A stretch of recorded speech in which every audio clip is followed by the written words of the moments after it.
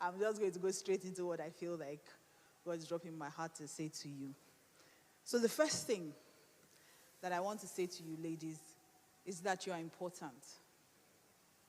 For too long, women have been made to believe that in marriage, we are brought just to be helpers. A helper too needs help. Too many women live their lives without dreams, without plans, without goals.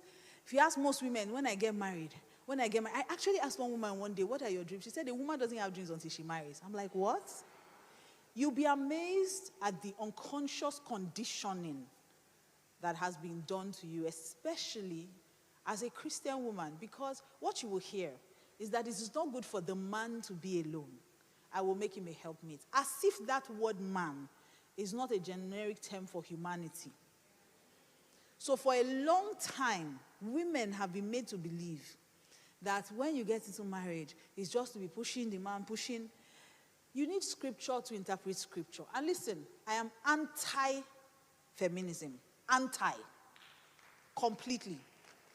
I don't care. And they know me, so they drag me every day on social media, and I'm ready. I'm not. I could live for an audience of one. I don't really care.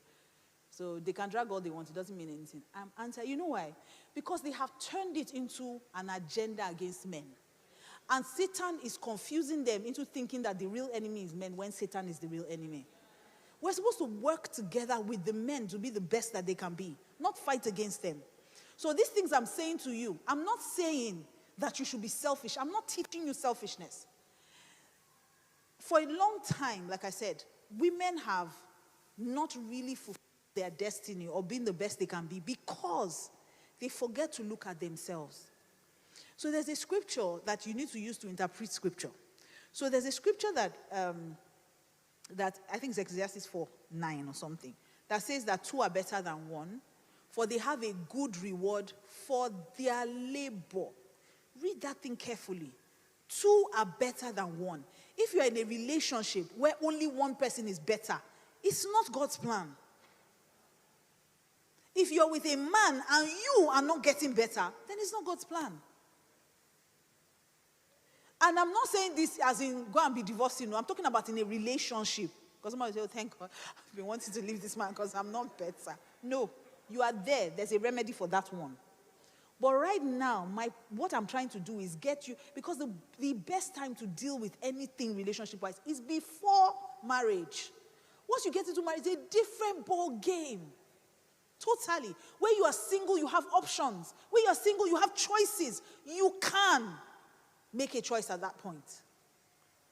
So if the relationship is not making you better, two are better than one, for they have a good reward for their labor. Both of them are supposed to be laboring. Not one person laboring and the other person is relaxing. So some women are there pushing a man's dream, pushing a man's dream, pushing a man's dream. What about you? There's no marriage in heaven. So when you get to heaven, what did you do with your life? What would you tell Jesus he died for? For you to have a great marriage. And I am all for, see me, I am like this. I'm all for being submitted. You see, submission shows power.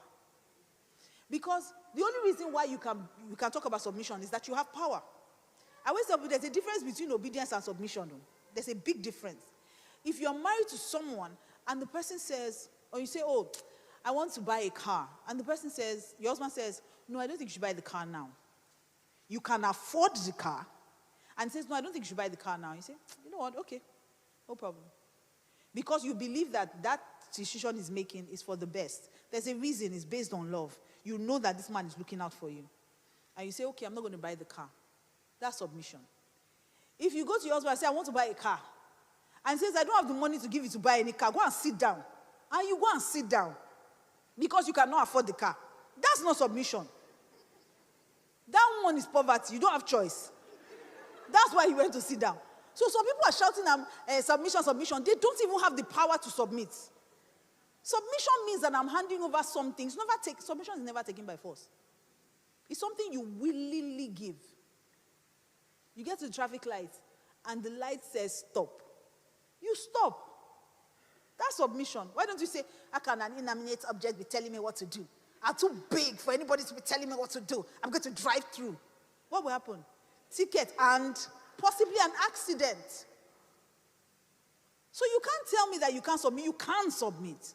Like I said before, the only issue is that you don't trust the person that you're being asked to submit to. And so if you're a single lady, you can choose. You can choose. You don't have to be in that relationship. You don't. Look at it while you still can. Too many married women are trying to come out of the marriage. If you are single now, look very well. Is he also laboring? Don't marry a lazy man. You know what? I can pay my bills, so I just need a man to answer his name. No, you don't. It's very stressful. Very, very frustrating to carry your children, carry yourself, and carry your husband. Marriage is even too heavy for one person to carry. How much more a man that is not even pulling his weight? You deserve the best. That's why I started with you are important. You don't have to marry a man that is cheating on you. You don't have to. Because I see lots of girls, it doesn't matter as far as I'm the one that I'm the one that will win. Win what exactly? Why are you celebrating over something that's not a prize?